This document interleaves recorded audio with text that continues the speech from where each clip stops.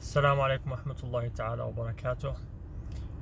Today, I'm talking about a topic that I never thought I'll be talking about, but just something happened today that really is forcing me to talk about it. And actually, I did record a video right before this one and had to delete it so I can hopefully kind of like water down the concerns or even the way that I was actually delivering the message.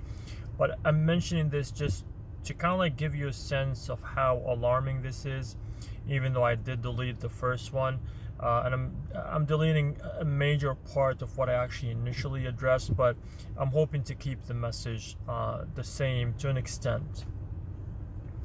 I'm going to start by this. You know, what destroyed Shaitan is the fact that he was consumed with kibr. And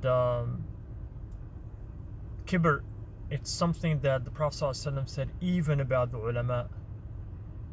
He said, in the meaning of the hadith, Da'ul ulama al-kibr. The disease for the ulama, the scholars, is kibr. And Suzi explained, kibr is when you feel that you're better than others. You start looking down at others. And you feel like you're not a person to be corrected. You know, you're perfect. The issue is,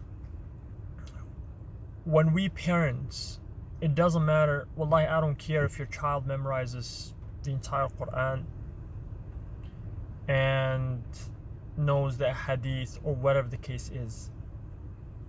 When you as a parent, you fail to teach them to step on their ego and to control their anger and hopefully keep their hate on a leash and not allow it to just be out of control and raging. If you fail to help them do that, you have failed them. What's worse, if you actually praise them in the wrong way and make them feel that that's the way that you survive in this world, by disrespecting others, by not owning your mistakes, by being angry, by being jealous, and blaming everyone around you and seeing yourself as the perfect version of mankind. Now, some of you might say, how could a child be like this? Yes, that's something that I would have said if I didn't have to deal with something like this myself.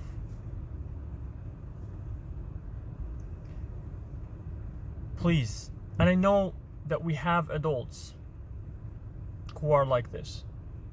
Now, some people might say, well, this is my own observation, and it could be subjective. It's my own observation in addition to other people's observations. And this falls entirely on the parents. You know, we are in a time where we want to empower our kids. We want them to have their voice. Absolutely, I am for it. Anyone who knows me, they know that I am pro-empowerment when it comes to the kids. And I want them to have their voice. I want them to be independent. I want them to go out there and you know, be heard. But also I want them to be mature. I want them to understand what it means to be corrected and to accept it and to be part of the solution. But when you have a child who is convinced through the support of the system that actually should correct them, but they're convinced that they are beyond correction, when they make a mistake consciously and they know they made a mistake, and we have a lot of people testifying to them, they continue to lie about it, and when you confront them, they start mentioning things that are irrelevant,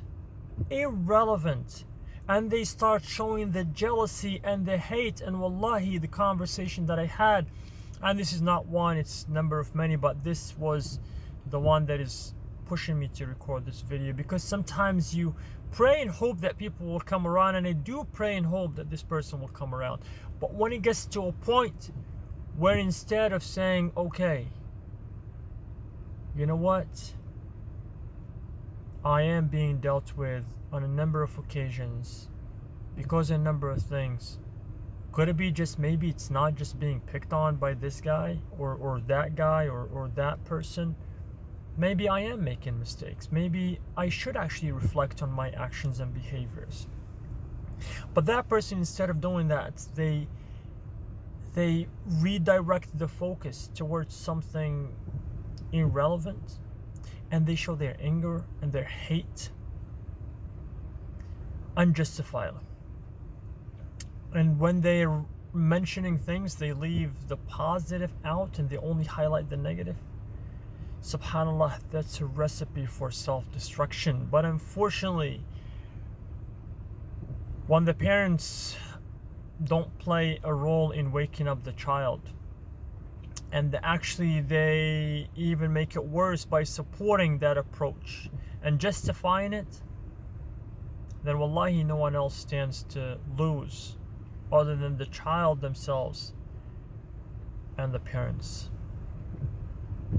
So my message is to every and each parent. Again, I don't care if you're sending your kids to an Islamic school, to a madrasa, to a public school, whatever the case is, there are things that will fall heavily on you as a responsibility.